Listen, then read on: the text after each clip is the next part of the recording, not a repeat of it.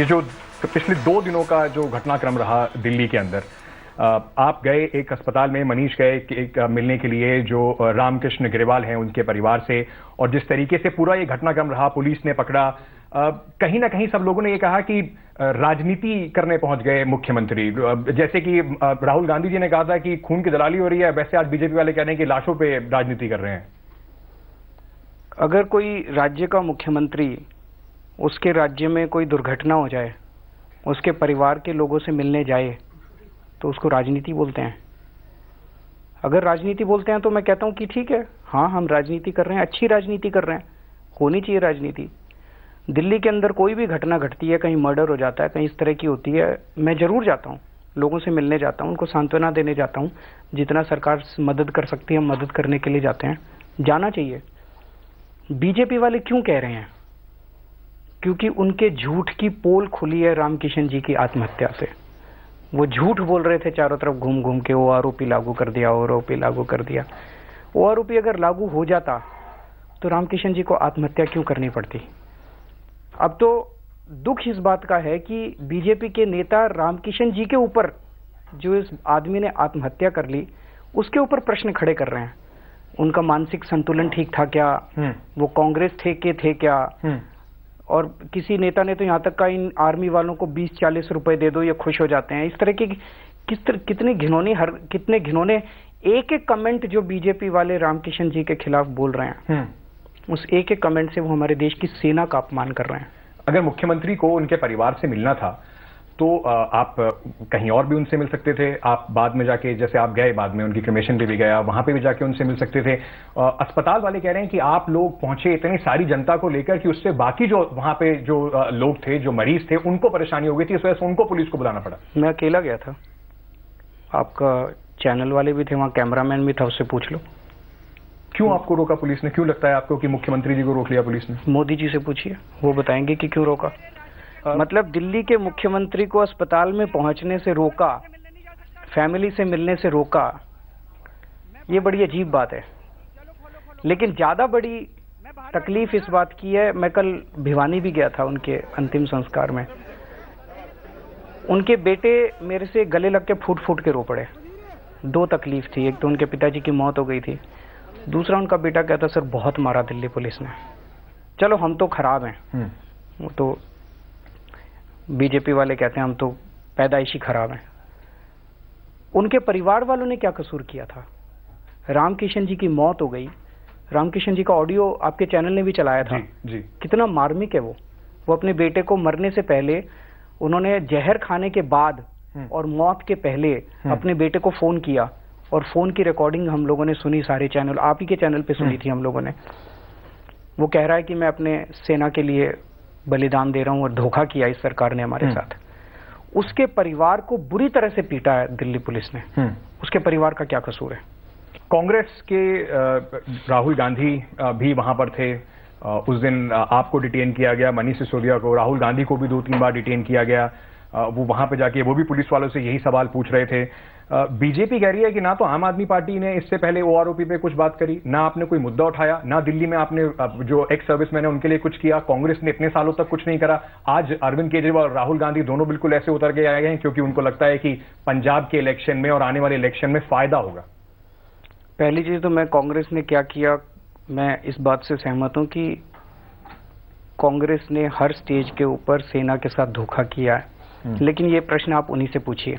अगर ओआरओपी लागू नहीं होता, सेना के साथ पिछले कुछ दिनों में जितना बड़ा धोखा हुआ है, इतना मुझे नहीं लगता कभी हुआ है। ओआरओपी लागू नहीं हुआ, जबकि चारों तरफ जा जाके कह रहे हैं ओआरओपी लागू हुआ। प्रधानमंत्री जी झूठ बोल रहे हैं, सरेआम झूठ बोल रहे हैं, सारे देश को झूठ बोल रहे हैं। अगर ओआरओपी लागू होता तो रामकिशन को आत्महत्या करने की क्या जरूरत पड़ी थी? दूसरा, जिस दिन सर्जिकल स्ट्राइक्स हुए, हमें गर्व है अपनी सेना के ऊपर, उन्होंने सर्जिकल स्ट्राइक्स किए। अगले दिन हमें उन्हें इनाम देना चाहिए था कि बहुत अच्छा किया तुमने।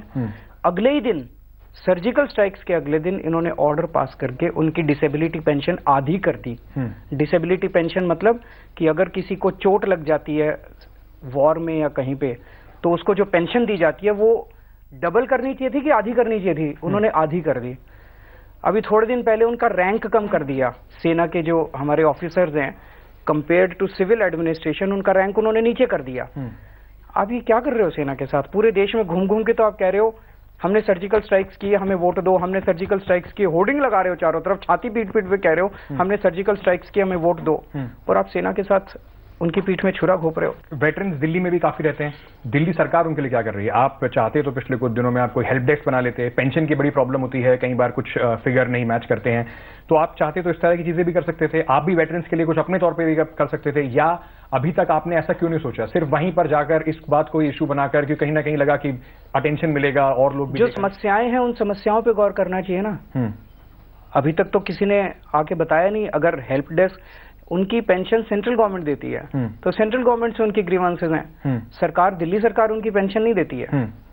पर तो अगर उनकी कोई भी ग्रीवांसेस हैं, उनकी ग्रीवांसेस के ऊपर हम चर्चा करेंगे। कहीं ना कहीं आपको लगता है कि जो 2 दिन में घटनाक्रम हुआ, राहुल गांधी शो ले गए आपसे? ले जाने दो। अच्छा, सबको मेरा ये मानना है कि मीडिया के लोग और विपक्ष के लोग जिस तरह से, मतलब रूलिंग पार्टी के लोग, बीजेपी वाले जिस तरह से कह रहे हैं राजनीति कर रहे हैं, राजनीति कर रहे हैं, राजनीति कर रहे हैं, तुम क्या कर रहे हो? मैं तो आम आदमी पार्टी तो सैनिकों के हकों के लिए लड़ने की राजनीति कर रही है, आप सैनिकों के हक छीनने की राजनीति कर रहे हो। रामकिशन जी की आत्महत्या से इनकी जो खोखली देशभक्ति थी, ये अपने आप को बहुत बड़े देशभक्त कहते थे, इनकी खोखली देशभक्ति उजागर हुई है, उसका खोखलापन सामने आया है। असली देशभक्ति थी, आपको याद होगा जब अन्ना आंदोलन हुआ था, अन्ना जी रामलीला मैदान में बैठते थे, वहां से जोर से नारा देते थे भारत माता की, और पूरे देश के अंदर जो जो लोग टीवी देख रहे होते थे, चाहे हिंदू हो, चाहे मुसलमान हो, चाहे सिख हो, कोई धर्म का आदमी हो, अपने अपने घर में बैठ के सारे एक साथ चिल्लाते थे जय, दिल से निकलता था, वो देशभक्ति थी। अब इन्होंने देशभक्ति का क्या कर दिया? भारत माता की जय नहीं बोलोगे तो मारेंगे तुमको, डंडा मारेंगे तुमको। ये देशभक्ति है? पूरे देश के अंदर गुंडागर्दी का माहौल कर रखा है इन्होंने। मनोहर पर्रिकर जो डिफेंस मिनिस्टर हैं, जो उन्होंने कुछ अभी फिगर्स उन्होंने जारी करे, उन्होंने कहा है कि 2 इंस्टॉलमेंट में पैसा जा चुका है OROP का, 5,507 करोड़ रुपए ऑलरेडी डिसबर्स कर चुके हैं। तो कहीं ना कहीं आपको लगता है कि काम तो सरकार कर रही है, अब ऐसा थोड़ी हो जाएगा कि एक दिन के अंदर सब सारी चीजें सॉर्ट आउट हो जाएंगी? इतने सालों का बैकलॉग है, सरकार काम कर रही है, तो सरकार को इस पे अटैक क्या करना है? जो कहा जा रहा है कि जो रामकिशन जी हैं वो भी जाके मिलने, डिफेंस मिनिस्टर से मिले भी नहीं, वो तो जाके उन्होंने टाइम मांगा था, वो मिले नहीं वो लोग, वो वहां पे तो उन्होंने कोई एप्लीकेशन मिल रही है, यही कह रही है डिफेंस मिनिस्टर। चिट्ठी है आपकी, जो लास्ट लेटर है, रिसीविंग नहीं है, वो लास्ट रिसीविंग नहीं है। रिसीविंग नहीं होगी यार, अब आप टेक्निकलिटीज में जाओगे। नहीं, मैं तो आपसे सिर्फ पूछ रहा हूँ। वो चिट्ठी उन्होंने डिफेंस मिनिस्टर को लिखी हुई है, और उसके ऊपर जब उनको समय नहीं मिला, जब उनकी मांगे नहीं मानी गई, लास्ट में उन्होंने वो जो पैराग्राफ लिखा हुआ है, और फिर उनके साथ उनके बेटे की जो बातचीत है, वो ये दिखाती है कि हार के उनका, जब उनकी दूसरी बात आपने कहा OROP लागू कर दिया गया, OROP की जो अनाउंसमेंट हुई है, मैं ये बात मानता हूं कि आप अनाउंस करते हो, अनाउंस करने के बाद इम्प्लीमेंटेशन में थोड़ा टाइम लगता है, मैं उस पर नहीं जा रहा। आपने जो अनाउंसमेंट किया वो नहीं है जो कि ये लोग मांग रहे थे। OROP का मतलब है 1 रैंक 1 पेंशन। मैं मेजर की रैंक में हूं, मेजर की रैंक में मेरे को इतने साल हो गए, मैं यहां से जब रिटायर होता हूं, और तो जिस रैंक पे रिटायर होता हूं, जितनी लेंथ ऑफ सर्विस का मेरा होता है, वो 1996 में 1995 में मान लीजिए कोई फौजी रिटायर हुआ, उसकी तो तनख्वाह उस टाइम कम थी जी। इसको जो आज रिटायर हो रहा है और जो 1995 में रिटायर हुआ, एक रैंक पे, एक लेंथ ऑफ सर्विस पे उसको एक ही पेंशन मिलनी चाहिए। उसके लिए तो कमेटी बनाई है सरकार ने। इस प्रिंसिपल को लागू नहीं किया गया, कमेटी बनाई है ना। कमेटी तो कांग्रेसियों ने भी, कोई ग्रीवेंसेस है तो आई, उन्हें बताइए। बस वही कमेटी, वो तो कांग्रेसियों ने भी कमेटी बनाई थी, कई कमेटियां बन चुकी इस देश के अंदर, इसमें कमेटी बनाने की क्या जरूरत है? तो सीधी सी बात है जी। अगर आपको लागू ही नहीं करना था, प्रधानमंत्री जी ने अपने चुनाव का प्रचार रेवाड़ी से सबसे पहले OROP से चालू किया था कि मैं अगर आया तो OROP लागू करूंगा। उन्होंने इससे चालू नहीं किया था कि मैं आया तो ओआरओपी पे कमेटी बनाऊंगा। कमेटी बनाने का वादा नहीं था, वादा ओआरओपी लागू करने का था। ये एक पूर्व फौजी थे जिन्होंने ओआरओपी के लिए, जैसे आप कह रहे हैं कि उन्होंने आत्महत्या कर ली। बहुत सारे फौजी हैं, उरी में बहुत सारे लोग मारे गए, उनका गला काट के अभी एक फौजी हैं उनका ले गए। मैंने मोदी जी को चिट्ठी लिखी है, उनको आप भी दे सकते हैं, जैसे इनको आप दे रहे हैं वैसे उनको आप भी 1-1 करोड़ रुपए दे सकते हैं। तो फिर दिल्ली के मैं सहमत हूं, मैं आपसे एक्सचेकर का पैसा आप दे रहे हैं, या तो आम आदमी पार्टी के कॉफर से वो पैसा जाता तो तब भी एक बात समझ में आती है। अगर दिल्ली के एक्सचेकर का आप पैसा दे रहे हैं, अब आप कह रहे हैं कि हम आगे एक स्पेशल कैबिनेट मीटिंग करके इसके लिए प्रावधान बनाएंगे कि स्पेशली उसको दिया जा सके, तो बाकी जो लोग हैं उनको भी आपको देना चाहिए। मैं तो सहमत हूं, मोदी जी इस्तीफा दे दें, वो कहें कि मेरे से देश नहीं चल रहा। उरी में जो शहीद हुए थे, एक मिनट सुन तो लीजिए, मोदी जी इस्तीफा दे दें, वो कहें कि उरी के अंदर इधर उधर जितने लोग शहीद होते हैं, मेरे पास पैसा नहीं है उनको देने के लिए, हम देंगे ना। केंद्र सरकार एक मिनट सरकार तो कर रही है जो करना है। कहाँ कर रही है? मैं तो सिर्फ आपसे नहीं कर रही है, आपसे ये पूछ रहा हूं, केंद्र सरकार नहीं कर रही है। अगर इस केस में आप दे सकते हैं तो बाकी केसेस में क्यों नहीं? उसके लिए तो आप मोदी जी की बात कर रहे हैं। इसमें आपको मोदी जी से आपने ये नहीं कहा कि मोदी जी आप पैसा दीजिए, आपने कहा कि हम पैसा देंगे, आपने इनिशिएटिव लिया। बाकियों में आपने इनिशिएटिव क्यों नहीं लिया? बाकियों में हम उनसे मांग कर रहे हैं, दिल्ली सरकार के पास इतना पैसा नहीं है। तो दिल्ली सरकार रामकिशन जी के केस में उन्होंने जो काम किया वो एक एक्स्ट्राऑर्डिनरी काम है, आप उसको समझने की कोशिश कीजिए। इस देश के अंदर लोग आत्महत्या करते हैं अपने लिए, मेरे ऊपर लोन चढ़ा हुआ था, मेरी बेटी की शादी होनी थी, मेरे घर में समस्या थी, मेरा ये था, मेरा वो था। इन्होंने आत्महत्या अपने लिए नहीं की है। इनकी कुर्बानी को जिस तरह से आप लोग मजाक में उड़ा रहे हैं ना, ये बहुत तकलीफ होती है सब लोगों को। एक मिनट सुन लीजिए मेरी बात, सुन लीजिए जी। जिस तरह से आप चैनल वाले और जिस तरह से बीजेपी वाले उनकी कुर्बानी को मजाक में उड़ा रहे हैं, उनकी कुर्बानी के ऊपर आप लोग प्रश्न चिन्ह लगा रहे हैं, उनकी कुर्बानी को आप लोग कांग्रेस का था, ये तो मानसिक संतुलन खो गया था। कितने लोग इस देश के अंदर हैं जिन्होंने ये now it was not on his line of duty, उनकी ड्यूटी का हिस्सा नहीं था कि उनको आत्महत्या करनी थी। वो उन्होंने अपनी जान दी है इस मुद्दे को बड़ा करने के लिए, इस मुद्दे को उठाने के लिए।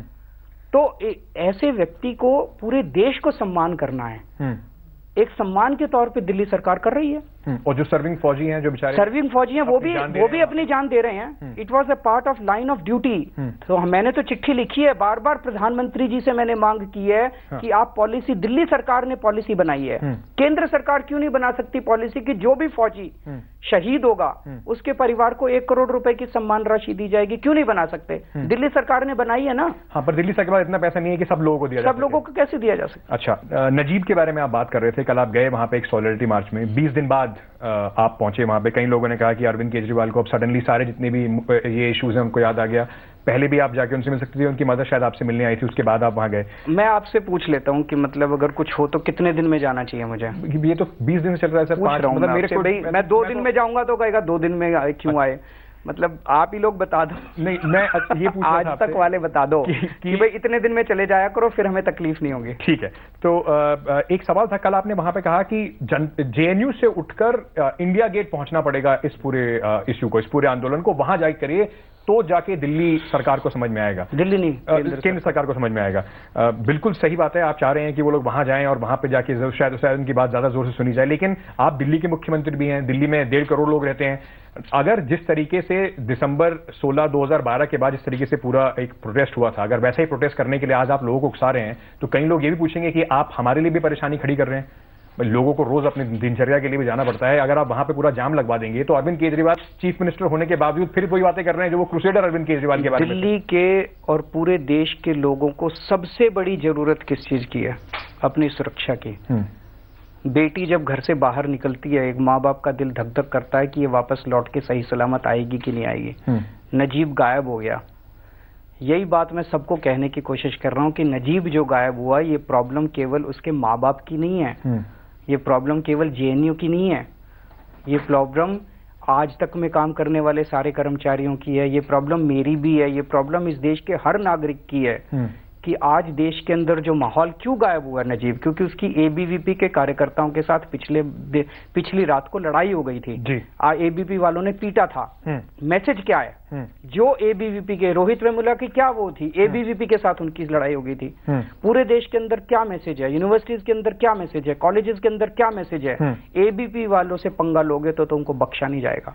कल किसी का भी बच्चा गायब हो सकता है। इसलिए मैंने कहा है कि ये मुद्दा केवल नजीब और उसके पेरेंट्स का नहीं है। दूसरी चीज, कुछ लोग ये सोच रहे हैं नजीब मुसलमान था और बीजेपी केवल मुसलमानों की खिलाफत अखलाक करवाती है, नजीब कराती है, फलाना कराती है, ढिमका कराती है। कुछ लोगों को लगता होगा मैं तो हिंदू हूं, मेरा कुछ नहीं होगा। इस भरोसे में मत रहना। बीजेपी वाले ना हिंदुओं के हैं ना मुसलमानों के हैं जी। अपनी राजनीति के लिए वो हिंदुओं को भी मरवा देते हैं और मुसलमानों को भी मरवा देते हैं। अभी कुछ दिनों पहले 29 सितंबर को भारतीय फौज ने पाकिस्तान में जाकर सर्जिकल ऑपरेशंस करे। उसमें कई सारे टेररिस्ट मारे गए, उसमें कई सारे लॉन्च पैड डिस्ट्रॉय करे गए। उसके बाद सडनली जब ये अनाउंसमेंट हुआ, उसके एक दिन बाद अरविंद केजरीवाल हेडलाइन थे और पूरे पाकिस्तानी मीडिया में बीजेपी ने कहा कि डार्लिंग बन चुके हैं पाकिस्तान की। कैसा लगा आपको जब ट्विटर पे यहां दिल्ली के लोग नहीं, भारत के लोग नहीं, पाकिस्तान के लोग आपको बिल्कुल अरविंद केजरीवाल हीरो हैं? आपके चैनल पे मैंने पूरा दिन देखा था। पहले तो आपने मेरा वीडियो देखा जी। उस वीडियो में मैं क्या कह रहा हूं कि मैं मोदी जी को सैल्यूट करता हूं। कहा कि नहीं कहा? बिल्कुल। उसके बाद मैंने कहा कि पाकिस्तान गंदी हरकत कर रहा है। बोला कि नहीं बोला? बिल्कुल। मैंने कहा पाकिस्तान फॉरेन मीडिया को ले जाके गुमराह कर रहा है। यही शब्द थे मेरे। बिल्कुल। मैं प्रधानमंत्री जी से निवेदन करता हूं कि पाकिस्तान का ये जो गंदी हरकत है इसका करारा जवाब दें। मैंने क्या गलत बोला? एक मिनट सुन लीजिए मेरी बात। बोलिए बोलिए। पूरा दिन आप लोगों ने बड़ा अच्छा चलाया। सोमवार का दिन था, मेरे को याद है। आप लोगों ने मेरी खूब तारीफ की पूरा दिन कि केजरीवाल ने मोदी जी को सैल्यूट किया, केजरीवाल का वीडियो आया है, केजरीवाल ने मोदी जी को सैल्यूट किया। मेरी जानकारी के मुताबिक मंगलवार को भारतीय जनता पार्टी ने सारे चैनलों ने को फोन कर करके बोला कि ये बोलो कि केजरीवाल सबूत मांग रहा है। अचानक कैसे हो गया कि 10 बजे के आसपास सारे चैनलों में एक साथ चलने लग गया केजरीवाल सबूत मांग रहा है। अरे वीडियो तो देखो। आपके चैनलों को देख देख के कई लोगों ने मेरे को फोन किया, यार कि तू सबूत क्यों मांग रहा है? मैंने कहा वीडियो देखा। बोले ना जी वीडियो नहीं देखा। मैंने कहा देखो। वीडियो देख के फिर कहते हैं हाँ यार ये तो राजनीति हो रही है तेरे साथ। अच्छा, ये तो राजनीति कर रहे हैं चैनल वाले। हाँ। पर जैसे आपने कहा कि प्रधानमंत्री जी को सैल्यूट, भारतीय फौज को सैल्यूट, पाकिस्तान गंदी हरकत कर रहा है, क्यों हमें, भारत को क्यों जरूरत पड़े किसी तरह का जवाब देने के लिए पाकिस्तान के प्रोपेगेंडा के लिए? जब से हम आजाद हुए हैं पाकिस्तान बार बार जो भी हम कहते हैं इंटरनेशनल उसको एक मिनट इंटरनेशनल लेवल कौन मान रहा है सर? किस फोरम पर माना गया पाकिस्तान ने जो बोला? सार्क में पाकिस्तान पूरा आइसोलेटेड है। अभी पाकिस्तान आइसोलेटेड, कौन मान रहा है? बीबीसी ने ये सवाल क्यों ये सवाल ना उठे? इस बीबीसी कुछ भी कहे, पाकिस्तान बीबीसी रिपोर्ट कर रहा है, पाकिस्तान उनको लेके गया, वो रिपोर्ट कर रहा है। हम क्यों बीबीसी को लेके जाएं ये दिखाने के लिए कि नहीं वो झूठ बोल रहे हैं? इतने सालों से हम तो ये बात बोल रहे हैं, पाकिस्तान तो कोई बात नहीं मानता। पाकिस्तान ने अभी तक ये नहीं माना कि कसाब उनका है। तो हमें क्यों जरूरत पड़े हिंदुस्तानी होने के नाते कि हम इस बात का सरकार को कहें कि आप जवाब दीजिए या आप क्लियर कर दीजिए, चाहे बाहर का मीडिया है चाहे अपने देश है उसके लिए क्लियर कर दीजिए। कहीं ना कहीं लोगों को बात खटकी है। नहीं खटकी है, ये बीजेपी को बात खटकी है और बीजेपी ने चैनलों को मैनेज किया। जो एक मिनट सुन लीजिए, अब मेरी आपने इतनी देर बोला, भाषण दिया, अब थोड़ा भाषण मेरे को भी दे लेना दो। बीजेपी को खटकी है ये बात, और बीजेपी को भी क्यों खटकी मुझे तो समझ नहीं आया। मैं तो आप ही के प्रधानमंत्री, मेरे भी प्रधानमंत्री हैं, मैं तो प्रधानमंत्री जी को सैल्यूट कर रहा हूं। उनको क्यों खटकी बात मेरे को तो समझ में नहीं आया। इंटरनेशनल लेवल के ऊपर अगर पाकिस्तान इंडिया के बारे में गलतफहमी फैलाता है, इंटरनेशनल लेवल के ऊपर हमारी जिम्मेदारी बनती है ना कि पाकिस्तान को उसका जवाब दिया जाए कि तुम झूठ बोल रहे हो। यही तो मैंने कहा था। मैंने सोचा एक मिनट तो दिया, अच्छी बात है ना। सोशल मीडिया मैंने इंटरनेट के ऊपर देखा, कई सारे फॉरेन मीडिया के वेबसाइट्स के ऊपर ये खबर छपी हुई थी। उसी का मैंने कहा कि भाई इनको मुंह तोड़ जवाब दिया जाए। मैंने क्या गलत बोला? बीजेपी की तारीफ करी, बीजेपी की सरकार की तारीफ करी। उनकी तारीफ करो तो उनको तकलीफ होती है, उनकी बुराई करो तो उनको तकलीफ होती है। उनको मेरे से हर चीज से तकलीफ होती है। उस वीडियो के बाद तो कोई कह ही नहीं सकता था कि भाई मैंने कुछ गलत किया है। जितने लोगों ने उस वीडियो को देखा सबने मेरी तारीफ की। अभी कुछ दिनों पहले जैसे कि आपने कहा कि मैंने सुना कि सबको फोन गया और उन्होंने लाइन बदल दी, वैसे आप अभी एक प्रोग्राम में थे दिल्ली हाईकोर्ट के, वहां पर सीजेआई भी थे, प्रधानमंत्री जी भी थे। आपने फिर से कहा कि मैंने सुना कि जजेस के फोन टैप हो रहे हैं। ये मेरे को कई जजेस ने बोला। सरकार ने आके इसको डिनाई किया? हाँ, सरकार तो डिनाई करती है, सरकार मानेगी थोड़ी। मेरे को कई जजेस से जब मैं मिलता हूँ और हर स्तर के ऊपर, डिस्ट्रिक्ट लेवल के ऊपर, हाई कोर्ट के ऊपर, सुप्रीम कोर्ट के ऊपर, सब जजेस के अंदर डर है कि उनके फोन टैप हो रहे हैं। और ये डर बेबुनियाद नहीं हो सकता, बिकॉज जजेस मतलब अच्छा स्टेटस होता है, उनके अपने नेटवर्क होता है। तो जजेस के फोन टैप हो रहे हैं।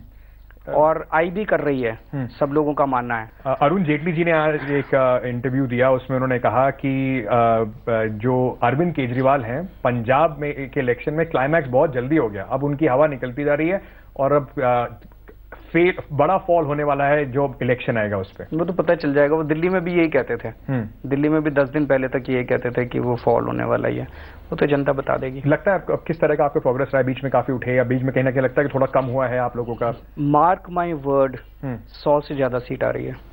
अच्छा, ये आपका इंटरनल सर्वे कह रहा है? इंटरनल सर्वे कह रहा है, अभी हमने सर्वे कराया था, 96 सीट्स थी उसमें। नवजोत सिंह सिद्धू से सर क्या चल रहा है? आपने कहा बहुत बढ़िया आदमी है जब उन्होंने रिजाइन किया और पार्टी ने भी बड़ी आतुरता दिखाई कि हमारी पार्टी में आ जाएं। उसके बाद नवजोत सिंह सिद्धू आते हैं, कहते हैं कि अरविंद केजरीवाल तो सिर्फ कोटरी के साथ काम करते हैं, अरविंद केजरीवाल को पसंद नहीं है कि कोई उन्हें कंपटीशन दे। अब फिर उसके बाद सिद्धू से आप लोग बात, मजबूरी क्या है? सिद्धू की तरफ क्यों चल दी आप दोबारा? अब सिद्धू साहब डिसाइड करेंगे कि उनको कहाँ जाना है। वो तो आपकी बड़ी बुराई कर रहे थे, उसके बाद भी आप कह रहे हैं कि तो आपको कोई दिक्कत नहीं है सिद्धू साहब अगर आम आदमी पार्टी वो जो मर्जी बुराई करते रहे, मेरे को उससे कोई फर्क नहीं पड़ता। लेकिन मैं उनको, उन्होंने देश के लिए काफी, क्रिकेट में जब थे उन्होंने काफी काम किया, मैं उनकी इज्जत करता हूँ। वो मेरी बुराई करते रहे, मैं उनकी इज्जत करता हूँ। अटक कहाँ रही है बात उनसे? नहीं, कोई अटक नहीं रही है। आपने अभी कुछ दिन पहले ही कहा कि दोबारा की बातचीत चल रही है उनसे। बातचीत चल रही है। तो क्या ऐसा उन्होंने मांग लिया? चीफ मिनिस्टरशिप मांग रहे हैं जो अरविंद केजरीवाल को पता नहीं, देखते हैं, बिना आपसे कुछ होगा तो आपको बताएंगे, सबसे पहले आज तक कोई बताएंगे। अच्छा, ये बताइए कि क्यों आपको लगा जरूरी कि नवजोत सिंह सिद्धू आपकी पार्टी में आए? अगर ऐसा सोचा भी आपने जब उन्होंने अच्छे सारे देश के लोगों को इकट्ठा होना है, या पंजाबी एक ये धर्म युद्ध है, चाहिए इलेक्शन जीतने के लिए? जट सिख बहुत हैं हमारी पार्टी में, जट सिख बहुत हैं, ये धर्म युद्ध है। जैसे कौरवों और पांडवों के बीच में लड़ाई हुई थी जी, कौरवों के पास सब कुछ था, उनके पास धन था, दौलत थी, पूरा साम्राज्य था।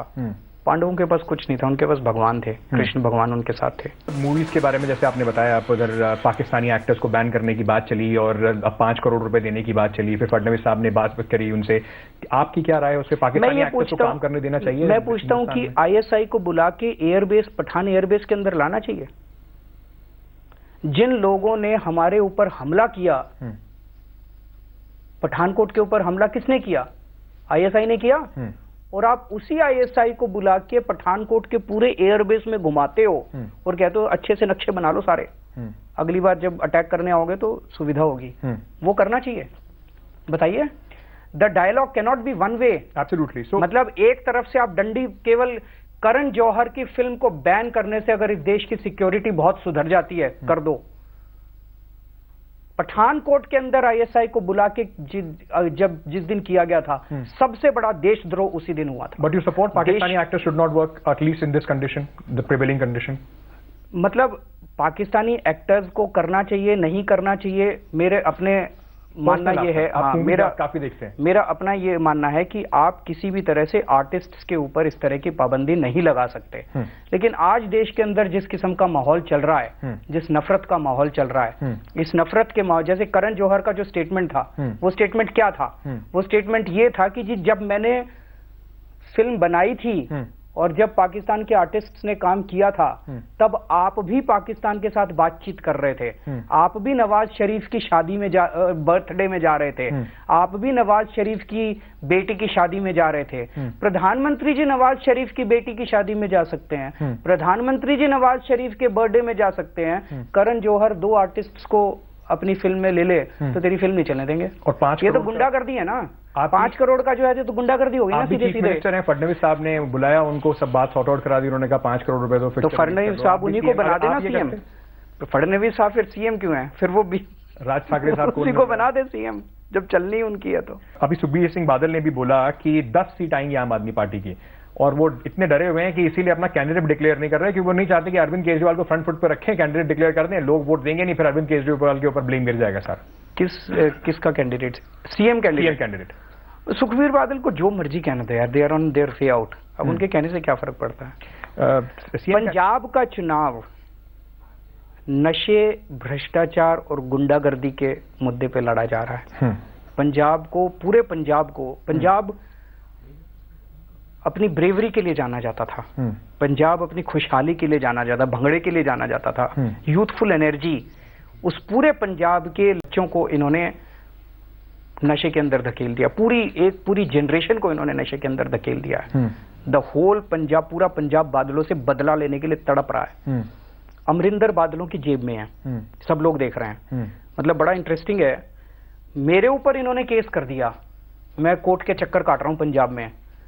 अमरिंदर के सारे केस वापस ले लिए।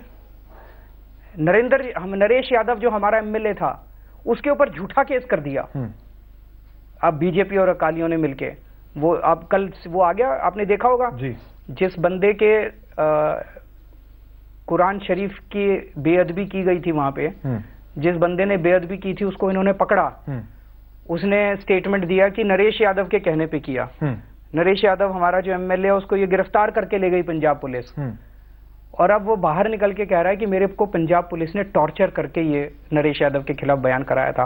तो नरेश यादव हमारे आम आदमी पार्टी के तो एमएलए के खिलाफ झूठा केस करते हैं टॉर्चर करके जी। और कैप्टन अमरिंदर के सारे केसेस वापस ले लेते हैं। कैप्टन अमरिंदर मजीठिया को, जो कि ड्रग लॉर्ड है वहां पे, उसको क्लीन चिट देते हैं।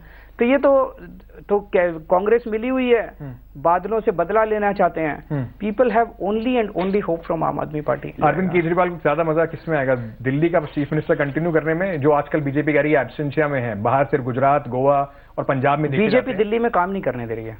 अच्छा, रोज आप देख रहे हो कि किस तरह से आप लोग इल्जाम लगाते हो केजरीवाल लड़ता बहुत है, केजरीवाल लड़ता बहुत है। जब मैं दिल्ली का मुख्यमंत्री बना, दिल्ली में सबसे महंगी बिजली थी पूरे देश के अंदर, सबसे महंगी। आज दिल्ली में सबसे सस्ती बिजली है, एक आध राज्य को छोड़ के। सबसे सस्ती बिजली आज दिल्ली के अंदर है। कैसे करी मैंने? इनसे लड़ लड़ के करी।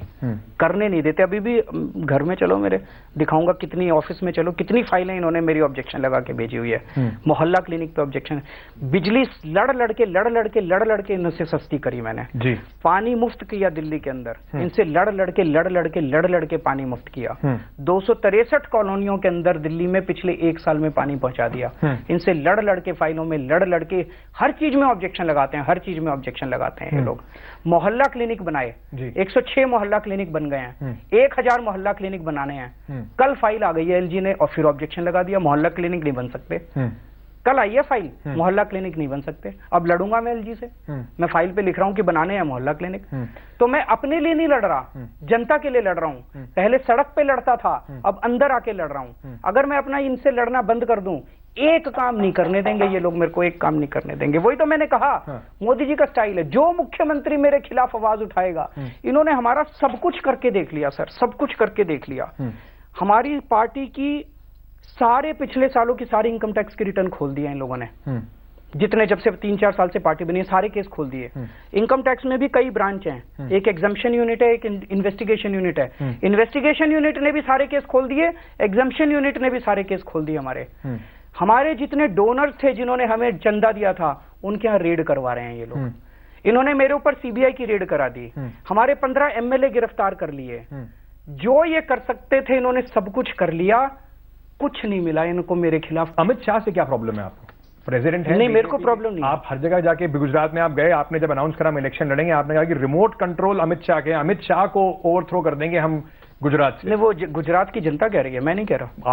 आपके उसमें स्पीच में था। मैं, जनता कह रही है। जनता ने उसको क्या नाम दिया हुआ है? मुझे नहीं पता सर।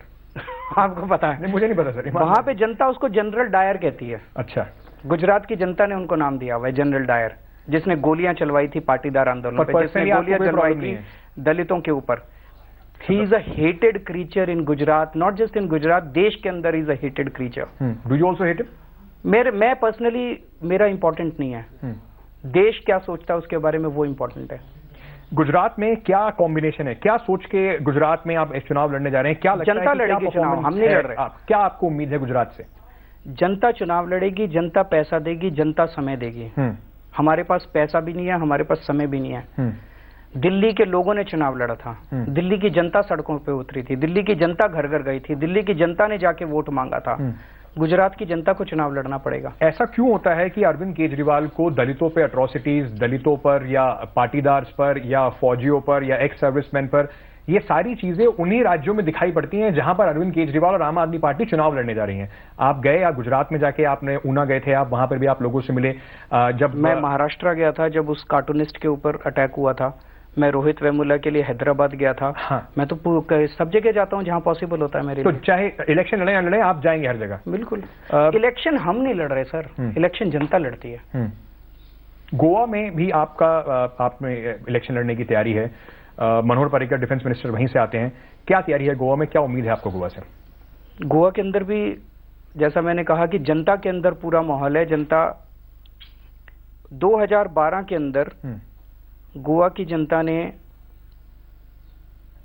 कांग्रेस को हराया था। कांग्रेस बहुत ज्यादा करप्शन किया था कांग्रेस ने उस time, and people were fed up of.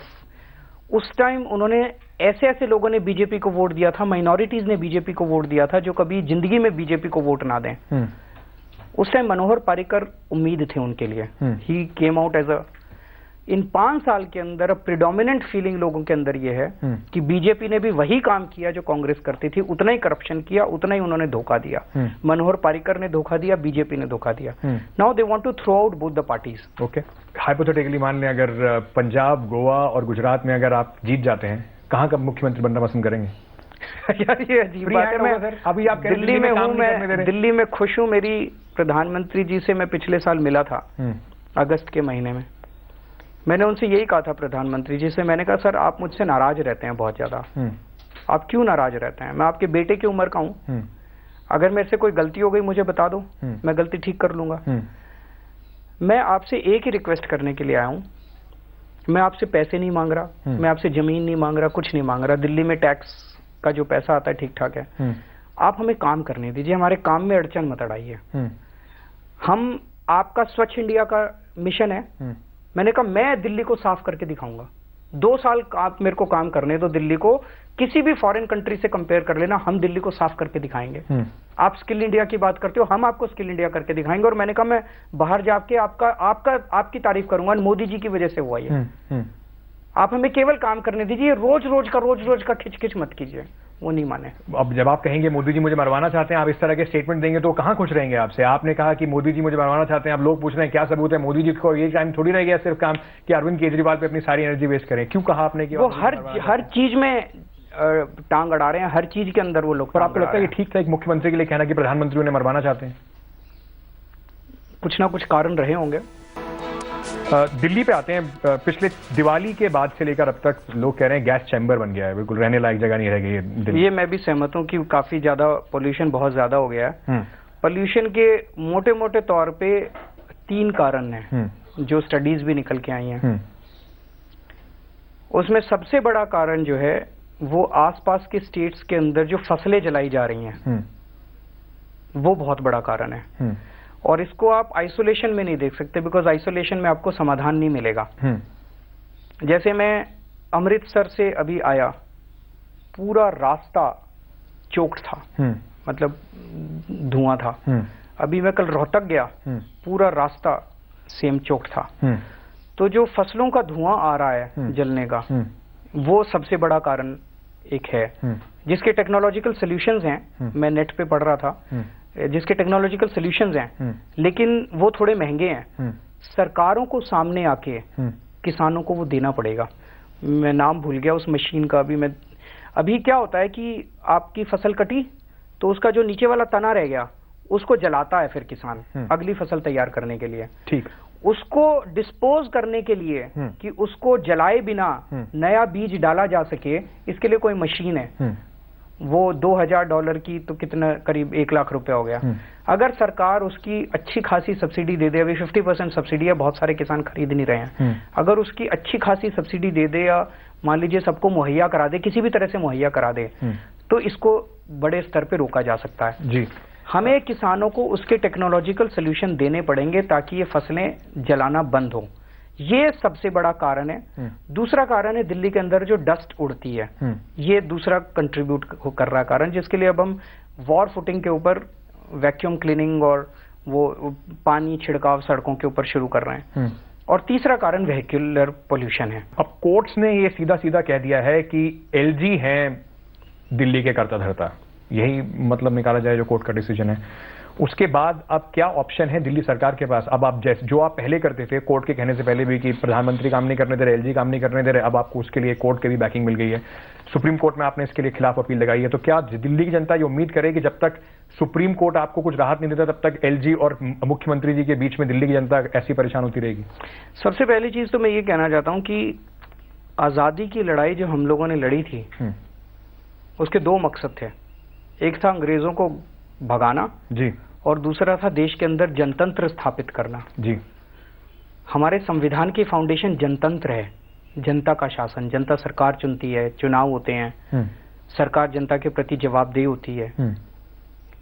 संविधान की ऐसी कोई भी इंटरप्रिटेशन जो जनता की पावर को खत्म करके एक आदमी के हाथ में सारी पावर दे दे, वो ठीक नहीं है, वो बहुत गलत है।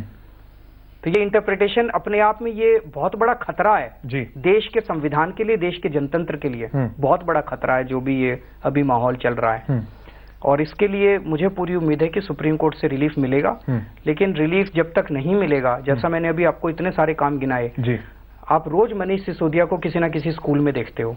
दिल्ली सरकार के स्कूलों के अंदर स्विमिंग पूल बन रहे हैं, दिल्ली सरकार के स्कूलों में लिफ्टें लग रही हैं, दिल्ली सरकार के लार्ज स्केल के ऊपर जो बच्चे पढ़ नहीं पाते थे, जो कमजोर बच्चे थे, उनको एक स्तर पे लाने की एक वॉर फुटिंग के ऊपर कोशिश चल रही है। एजुकेशन के अंदर इतना काम किया, दिल्ली सरकार के सारे अस्पतालों के अंदर सारी दवाइयां मुफ्त कर दी, सारे टेस्ट मुफ्त कर दिए, 1000 मोहल्ला क्लिनिक बन रहे हैं, 122 पॉली क्लिनिक्स बन रहे हैं, हेल्थ के ऊपर इतना काम किया, बिजली की रेट सबसे कम कर दिए जी, पानी हमने मुफ्त कर दिया, 263 कॉलोनियों में पानी पहुंचाया, किसानों की जब फसलें बर्बाद हुई सबसे ज्यादा मुआवजा देश का हमने दिल्ली के अंदर 50,000 रुपए हेक्टेयर के हिसाब से दिया।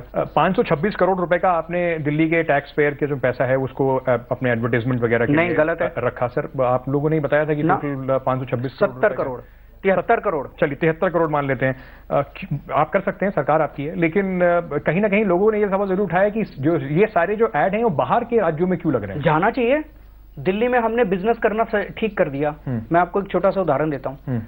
हमने जैसे जब मैं मुख्यमंत्री बना, दिल्ली के अंदर इवेंट्स, दिल्ली देश की राजधानी है, इवेंट्स होते हैं यहाँ पे, international events. Event management industry वाले आए बॉम्बे से, उन्होंने कहा जी 10 साल से दिल्ली में इवेंट होने बंद हो गए। मैंने कहा क्यों? बोले जो 27 डिपार्टमेंट से एनओसी लेने पड़ते हैं, हर डिपार्टमेंट पे चढ़ाना पड़ता है, 4 महीने लगते हैं एक इवेंट की परमिशन लेने में। हमने कई सारे डिपार्टमेंट्स के एनओसी कैंसिल कर दिए कि अब जरूरत नहीं है, और जितने बचे उसको ऑनलाइन कर दिया कि अब आप ऑनलाइन कर सकते हो। अब एक इवेंट हुआ था रिसेंटली जिसमें उनके मैनेजर्स ने आके बताया जी आधे घंटे के अंदर बॉम्बे बैठे बैठे हम लोगों को सारे एनओसी मिल गए। 1 मिनट सुनिए। जी जी जी। अगर हमने बिजनेस करना आसान किया दिल्ली के अंदर, तो पूरे देश के अंदर मैं जाके बताऊंगा कि नहीं बताऊंगा कि एडवर्टाइजमेंट देके कि दिल्ली के अंदर आके बिजनेस करो। 3 मिनिस्टर हैं आपकी सरकार में जिनको आपको निकालना पड़ा अलग अलग कारणों से। अभी लेटेस्ट एक सीडी वाला जो हुआ था उसमें आपको उनको निकालना पड़ा। सबने बहुत बढ़िया कहा कि Arvind Kejriwal no nonsense chief minister हैं, उन्होंने इसलिए लोगों को निकाल दिया। पार्टी से क्यों नहीं निकाल देते आप उन्हें, अगर वो इतने ही गंदे लोग हैं तो? एक बार वो आ जाए वापस, मतलब प्राइमा फेसी एविडेंस आया, हमने तुरंत उनको निकाल दिया। अब जैसे जजमेंट आएगा हम पार्टी से निकाल देंगे। सर ये बात तो सभी कहते हैं, जब तक जजमेंट नहीं आएगा तब तक हम क्यों? कैबिनेट से तो निकाले हैं हमने, कैबिनेट से निकाला कि नहीं निकाला? उनको पार्टी की मेंबरशिप से टेम्पोरेरीली सस्पेंड कर दिया है। एक बार जजमेंट आ जाए कोर्ट का, अब उनके पास कोई पावर नहीं है, वो कुछ नहीं कर सकते। जजमेंट आ जाएगा, पार्टी से भी निकाल देंगे। 2019 के लिए अरविंद केजरीवाल आम आदमी पार्टी को और अपने आप को कहां खड़ा देखते हैं? हम इस देश की राजनीति बदलना चाहते हैं। हम यहाँ पद और प्रतिष्ठा के लिए नहीं आए हैं। आज भी सड़क के ऊपर भी लड़ रहे हैं, अंदर भी लड़ रहे हैं।